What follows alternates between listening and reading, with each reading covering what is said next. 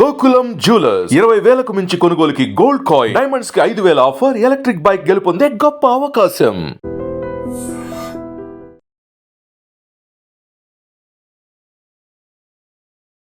Lorry car ఢీకొన్న road ప్రమాదంలో ఒకే కుటుంబానికి చెందిన ముగ్గురు సొంత అన్నదమ్ములు తమ ప్రాణాలు కోల్పోవటం తీవ్ర విషాదం నెలకొంది. సత్యసాయి జిల్లా నల్లచెరువు పెద్ద ఎల్లంపల్లిలో జరిగినటువంటి ఘోర ప్రమాదం ఆ గ్రామంలోనూ ఆ కుటుంబంలోనూ తీవ్ర విషాదాన్ని నింపిందని చెప్పుకోవచ్చు. మీరు చూస్తున్నారు స్క్రీన్పై విజువల్స్లో, వీళ్ళు ముగ్గురు కూడా సొంత అన్నదమ్ములు.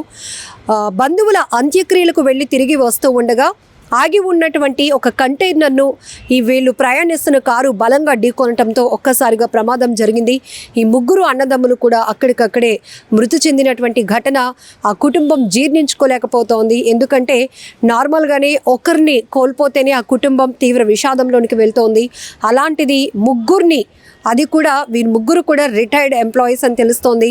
ఇద్దరు ఇందులో రిటైర్డ్ ఎస్ఐలు, అలాగే ఒకరు లెక్చరర్ అని కూడా తెలుస్తోంది. అంటే జీవితం అంతా కూడా సెటిల్ అవ్వటానికి ఎంతో శ్రమించి కష్టపడిన వాళ్ళు ఇప్పుడు రెస్ట్ తీసుకోవాలి, పిల్లలు సెట్ అయ్యారు అనుకునే టైంలో ఇలా ఒకే ప్రమాదంలో ముగ్గురు అన్నదమ్ములు కూడా చనిపోవటం చాలా బాధాకరం అని చెప్పొచ్చు. ఎందుకంటే ఇక్కడ పూర్తిగా ప్రమాదానికి కారణం ఏంటి అనేది కూడా ఇంకా నిర్ధారణకు రాలేదు. పోలీసులు అయితే ఘటనా స్థలికి చేరుకొని ఇన్వెస్టిగేషన్ చేస్తున్నారు. ఎందుకంటే ఆగి ఉన్నటువంటి కంటైనర్ను వీళ్ళు ప్రయాణిస్తున్నటువంటి కారు ఢీకొనటంతో కారులో నలుగురు ప్రయాణిస్తే ఈ ప్రమాదంలో ముగ్గురు అక్కడికక్కడే చనిపోయినటువంటి పరిస్థితి. మృతదేహాలను అయితే పోస్ట్ మార్టం నిమిత్తం తరలించారు.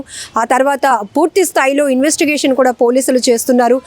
ఇక్కడ ఒకవేళ ఈ ప్రమాదానికి కారణం ఓవర్ స్పీడా, లేకపోతే డ్రైవ్ చేస్తున్నటువంటి వ్యక్తి నిద్రమత్తులో ఉండటమా, లేకపోతే పార్క్ చేస్తున్నటువంటి కంటైనర్ రాంగ్ డైరెక్షన్లో ఉందా, ఇవన్నీ కూడా పోలీసులు ఇన్వెస్టిగేషన్లో తేలాల్సి ఉంది.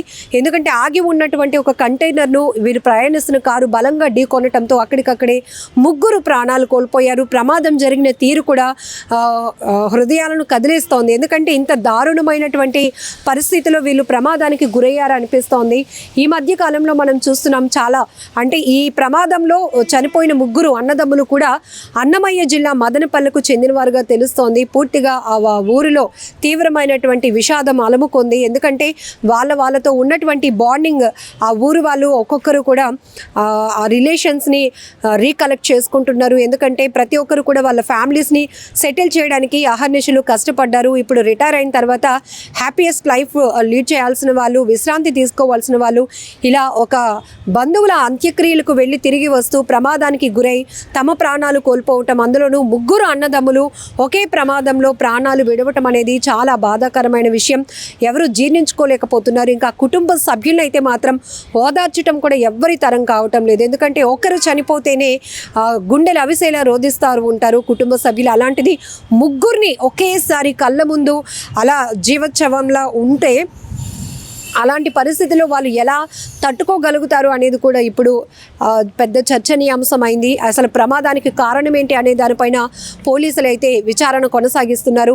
ఈ మధ్య ప్రమాదాలు మనం చూస్తున్నాం. ఓవర్ స్పీడ్, అలాగనే డ్రైవర్లు నిద్రమత్తులోనికి జారటం, అదుపు తప్పి వాహనాలు బోల్తా కొట్టడం, దీంట్లో ప్రయాణిస్తున్న ప్రయాణికులు చనిపోవటం, ఇలా మనం చాలా చూస్తున్నాం. కానీ బంధువులు అంత్యక్రియలకు వెళ్ళి తిరిగి వస్తున్న కారులో నలుగురు ప్రయాణిస్తున్నారు. అందులో కంటైనర్ను ఢీకొన్నటువంటి కారులో ముగ్గురు అన్నదమ్ములు కూడా తమ ప్రాణాలు కోల్పోవటం చాలా విషాదాన్ని నింపిందని చెప్పొచ్చు. ఆ కుటుంబ సభ్యులైతే మాత్రం ఆ ముగ్గురికి సంబంధించినటువంటి వాళ్ళు ఎంత ఎఫర్ట్ చేశారు లైఫ్లో, పిల్లల్ని ఇలా సెటిల్ చేశారు. ఈ టైంలో వాళ్ళు రెస్ట్ తీసుకోవాలి, కాస్త ఉన్న లైఫ్ని ఎంజాయ్ చేయాలి అనుకునే టైంలో ఇలా ప్రమాదానికి గురవ్వటం, ప్రాణాలు కోల్పోవటం అనేది ఈ మాటలు రావటం లేదంటూ కూడా కుటుంబ సభ్యులు చెప్తున్నటువంటి రోధిస్తున్న తీరు ప్రతి ఒక్కరి కన్నీరు తెప్పిస్తోంది, గుండెల్లో విషాదాన్ని నింపుతోందని చెప్పొచ్చు. ఎందుకంటే ముగ్గురు, మీరు స్క్రీన్ పైన చూస్తున్న ముగ్గురు సొంత అన్నదమ్ములు, ముగ్గురు రిటైర్డ్ అయినటువంటి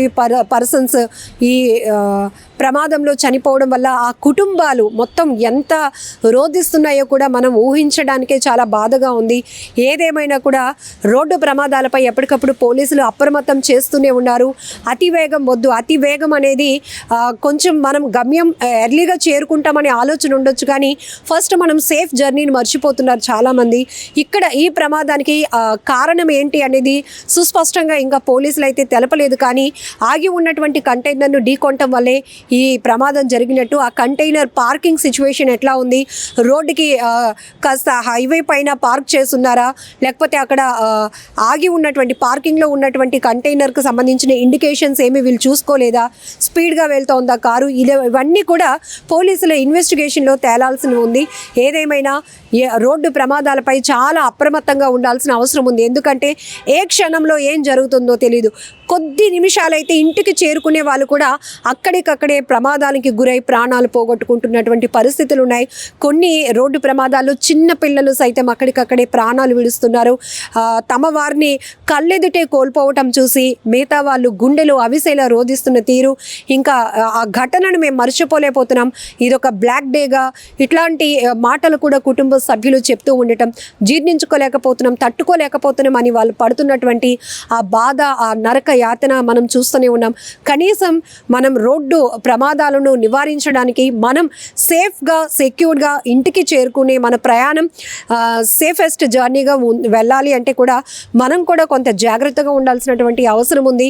ఎందుకంటే రోడ్డు ఎక్కినాక మనం జాగ్రత్తగా ఉండొచ్చు, ఎదుటివాడు జాగ్రత్తగా ఉండకపోవచ్చు. నిర్లక్ష్యం ఎవరిదైనా కూడా అనవసరంగా అమాయకుల ప్రాణాలు పోతూ ఉన్నాయి. రోడ్డు ప్రమాదాల్లో ఎక్కువగా జరుగుతున్నాయి ఈ మధ్యకాలంలో. ఆ ప్రమాదాల్లో ఎక్కువ మంది ప్రాణాలు కోల్పోతూ ఉండటం మరింత బాధాకరమైన విషయం. ఇక్కడ సత్యసాయి జిల్లా నల్లచెరువు పెద్ద ఎల్లంపల్లిలో జరిగినటువంటి ఈ రోడ్డు ప్రమాదంలో లారీని ఢీకొన్న కారు, ఈ రోడ్డు ప్రమాదంలో కూడా ఒకే కుటుంబానికి చెందిన 3 సొంత అన్నదమ్ములు తమ ప్రాణాలు విడవటం అనేది చాలా బాధాకరమైన విషయం.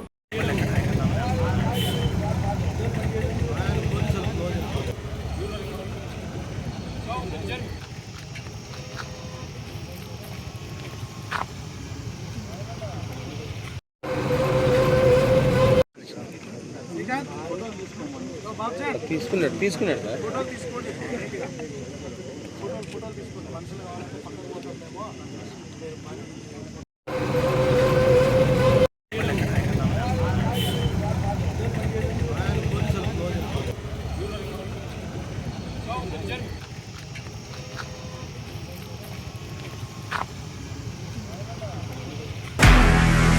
నిజంగా ప్రస్తుతం ఉన్నటువంటి సమాజం దేనికి ప్రయారిటీ ఇస్తుంది?